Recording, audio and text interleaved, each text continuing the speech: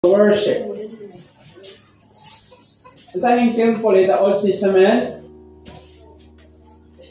temple of worship or place of worship.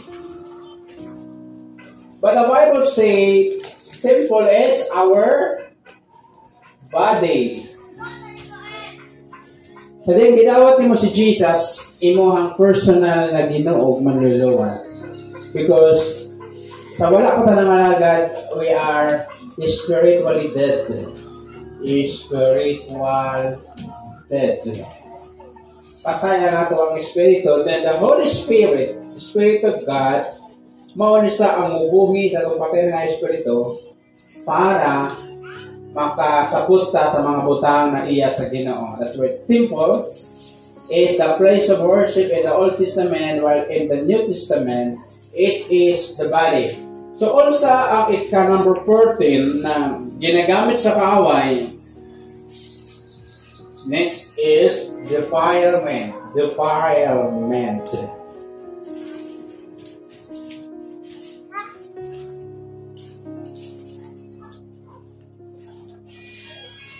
Unsa man ang word na defile, it means defilement with the things of the world.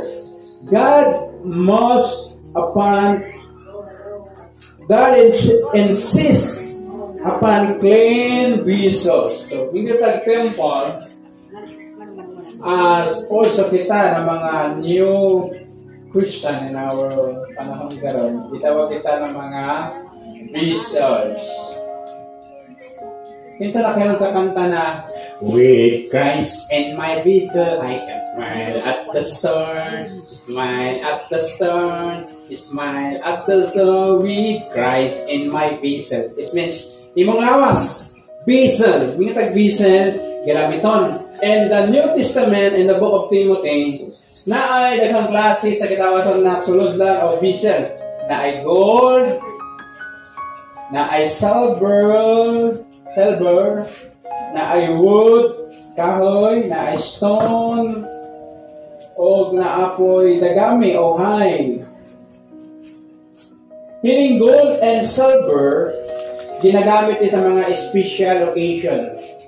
While kining kahoy, pato, o gitawag nato ng mga yuta o dagami, ginagamit lamang sa ordinaryong matag-adlaw. Amen? It means, pag naamoy bisita sa balay, bisita na, no? Unsa ba kasagaran ginapagamit ninyo ng mga plato? Katubang plato na daghan kayo mga mansa, plato ba na ambot na lang, mga kursara, mga baso, usahay, gatong naa, gitago-tago sa mga divider. Na naman, for the purpose of special use. Pang special, kaya ang imong bisita ay special case. How about sa Ginoo? Defilement. It means makahugaw. Muna yun sa Mark and chapter 7 verse 13 to 15. Dili ang musulod sa tao ang makahugaw kaniya, kundili katumugawas gikan kaniya. It means sa imuhang baba.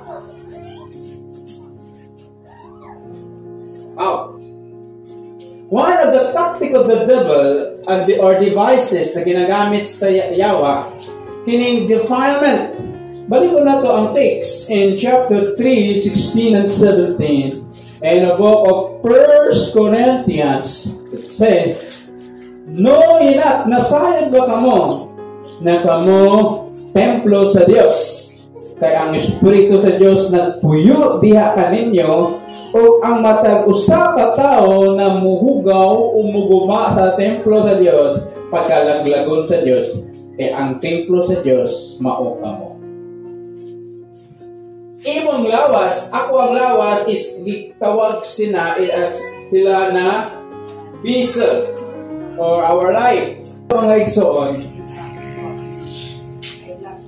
ginagamit sa kaaway para dili ta magamit sa Ginoo. Kung ato ang gamitan natong kinabuhi, sa dili tama nga paggamit. A believer who defiles himself ang magtutuon na gihugaw-hugawan niya iyang kaugalingon with the things of the world. Ano ba ang things of the world? Things of the world.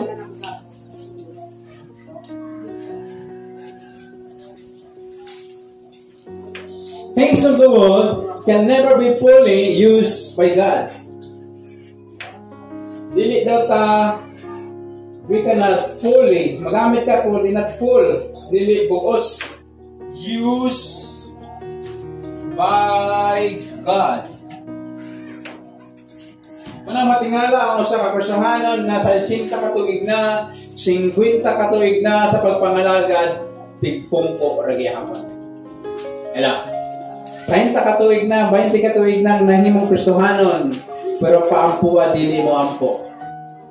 Ano man, kay dili sila prepare na mahimong vessel sa Ginoo. Ay gusto nila kanang pungko, pamati, mahinig, pauli, pasaway, adungol, love. Pero ang makita na to, basta gamitan ka sa Ginoo, God fully used us in His ministry. Nalinay, gitawag na ito nakatumbas nga panalangin. Either by triumphs, either by gitawag na ito na mga is a financial blessing. Hello. So always remember that our body is the temple of God. Bisan pa, edukado ta, sino sa mga edukado? Abilidad, na ating mga abilidad. Energetic ta. Aksik kayo ta. Then, experiensyado ta. Once na ang ato ang kinabuhi, dili hinlo, dili kita magamit sa Ginoo. We cannot, pwede kang gamiton sa Ginoo, pero dili ka fully use. I remember na ay nagsimbala ni Dere. Na naayang ba na kauban niya at the same time napisaluya. Niyato pagit silang balay ang uyap na ang bana. Nagpagamit dire makakanta pero wala patay ang tingog. That's why I make this historian ako sa personal. Gusto ka magsong leader, huwag mo uyap. Naayang bana kauban niyo. Ang bana kayo. Ano mo ito'y Tuhan, hindi mananta. Okay na wala si Bana. Kasagot siya niya, duwa di ay. Dili isa magamit, makakanta man siya. Pero problema, wala lang. Naapoy rin na nairelasyon nga tumboy. Gusto ko magsong leader. Patay ko ng tingog. Na naman, biblically, yan niya babae po siya. Di gusto sa magpagamit, patay ka doon, ang tingog. Yung sinusawag kanta, mamatay ka, murag walay kinabuhi ang tingog. Na naman, kay hugaw, sulit lang. Dili man kayan sa ato karong sitwasyon manggod sa Pilipinas. Mas daghan ang ipon sa kasal. It's nothing wrong, but at least stick to one. Dili man kaya na usahay magka-problema ta sa tuwang mga love life. At least isa lang yun ang Ginoo na lang mag-impona na at least na ang iyong relasyon seryoso ninyo. Pero kung daghan tayo ang sa kape pamuhigo, so magka-problema yun. Ang presyohan kung presyohanan siya. Na naman, dili niya ma-feel ang presensya sa Ginoo. Dili niya makita ang kaimportante sa pagpangalaga. God is makita ko sitwasyon sa Pilipinas. Kung gusto ta na dili ta mapansakaaway, so be a clean vessel para mahimot ang gold and silver na gamiton sa special way sa Ginoo. Amen? Kasi unsa pa ato ka edukado, kapi atong education, kapi atong mga abilidad, energetic ta kayo, experiensyado ta sa ginawag na ministry. Pero, pag nakatay dual na ginabuhat, dili na magamit sa Ginoo. Ngayon sa Bible, ang kinsa man ang magahugaw sa templo sa Ginoo, pagkalaglason sa Ginoo. Manusahay na yung mga sakit. So, anti-AIDS or HIV. Sa lahat ng HIV, lalaki na. Ang Ginoo makapasaylo sa tuwa, pero dili ta makalingkawas sa iyahang pagdisiplina. Okay, last but not the last. Kini sa kasagaran natin na mahitabo sa tuwa. Hebrews 13, verse 5. Okay, pakibasa. Manapay 5 minutes.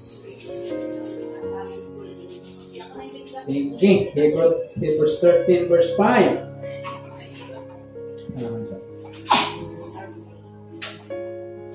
Be content with such things as ye have. I-prepare ang Bisaya. For he hath said, I will never leave thee nor forsake thee. Okay, sa Bisaya, Hebrews 13, verse 5.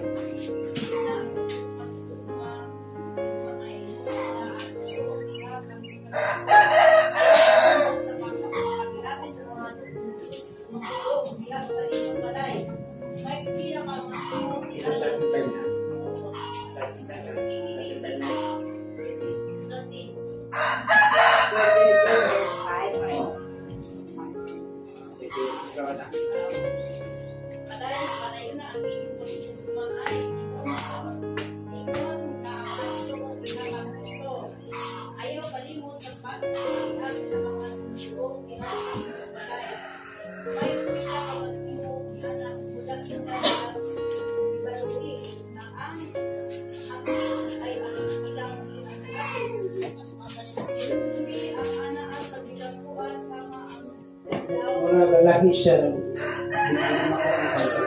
Pakicheck doon na yun. Hebrews chapter 13, verse 5. Oh, 13 verse 5. Dapat dili. Ayaw higugma ang lalaki. Ano na sa? Mari ba tayo mo? 35. Ay, ganap ko na kayo. Dito mo loong ng god. Diyan ko sa 5. Oo. Nasa Manila, sa 1. Sige. Pwede lang sa 5. Kahit lang 5. 5 years na 53. So, basta 5 ang mga sa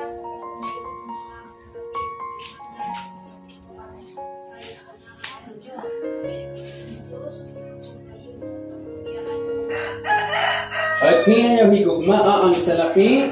Makontinto ka mo sa inaa sa inyo ha. Kaya kasulatan na kaingon, dili ta katalikdan, dili ta ka bayaan. Now, isa sa mga ginagamit na tactics sa kaaway, meaning this contentment. Mauni ang magalit sa Kristohanon na mag-complain. Ay, magreklamo ka na, kusugan ako eh. At least, asan nito man ang kanang kusugan ako, kanang gutuman ako, kulang ng pagkaon. May kusugan na ako, magpasabi, salamat sa kusugan ng pastor. O, di ba? Mali pa, kaya busog siya. Nasubraan lang sa taon. Kailangan sila. Halang-halang ko.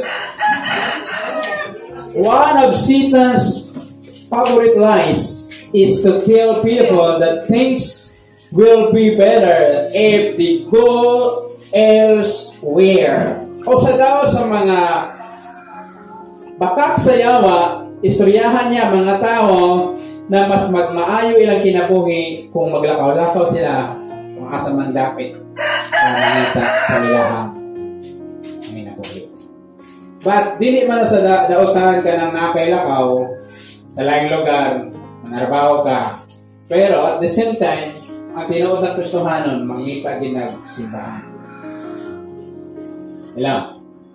Pag-inquire gina sa bato pa lang, asang punta makasimba dere. Pero pag dili ka gitawag na to na luto ng Kristohanon, busgot na lang ka na dili ka simba. Kaya iba, wala ko ba asang simbahan. But one of the Satan's favorite lies, for the example, is the change marriage partners.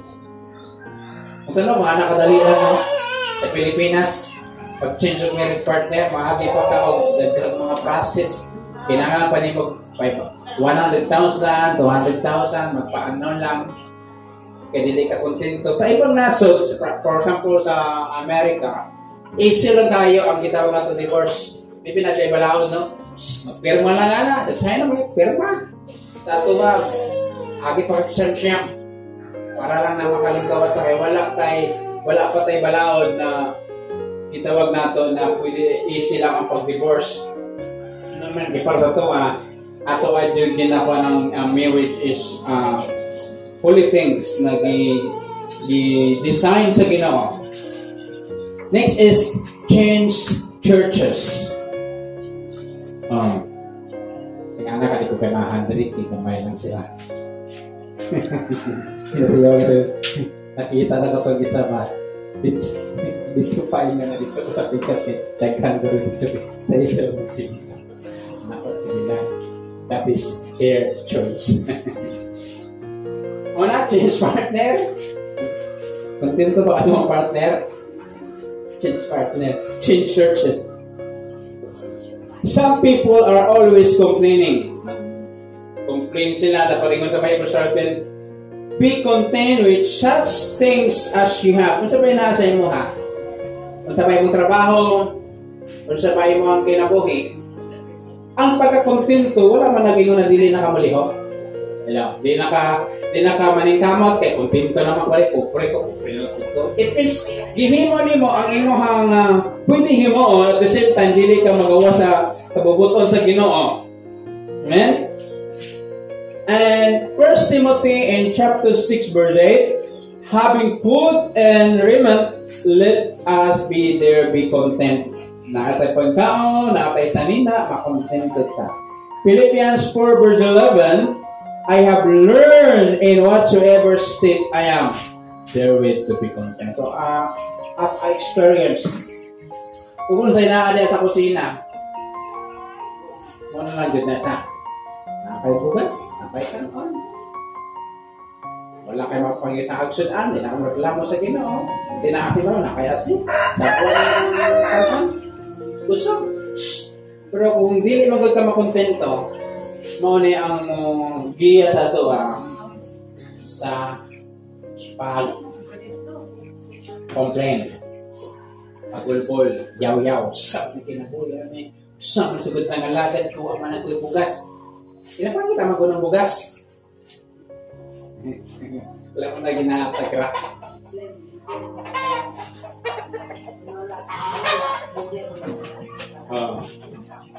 Okay, asmo na po. 18 devices na nasa sa number 14 and 15. Defilement, always remember that our body is the temple of the Holy Spirit and we are also a vessel. Kung gusto ka o fully gamiton sa Ginoo, be a gold and silver. Kung gusto lang ka gamiton ka sa Ginoo, hindi ka kahoy lang, bato o yuta. Igo na lang na parilang ka, tulahi ginang gamiton ka sa Ginoo na daghan kinabuhi ang ma-inspire diya sa pagpangalagad. Amen? Next is discontentment. Kala ni sa ginagamit sa yawa para ma-undang ang pangalagad. Kaya nga itong mga gitawag na sa kasing-kasing is maroko.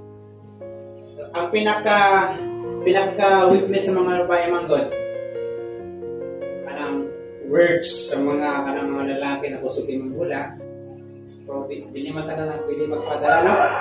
Ang sa lalaki po, action. Pagkita talaga likod, next is discontentment. Kinatay mga pangatanan. Hello.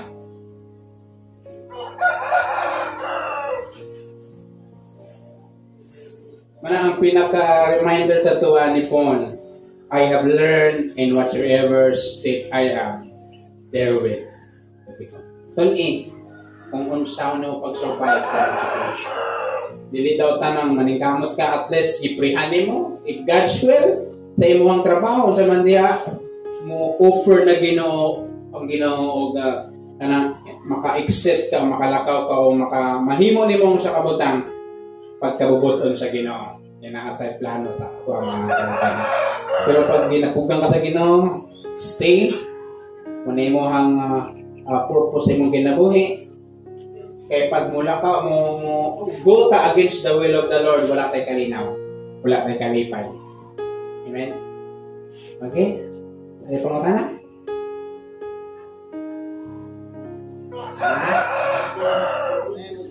Okay, sige. Always be a trailblazer. Makapahugot ato ang lawas, dili ka na wakiligo. Ka na mo gawas sa inyong kampo. As we learn to sa ato ang prayer meeting, katulad pag makaligas. Nakapahugot ato sa ato pa sa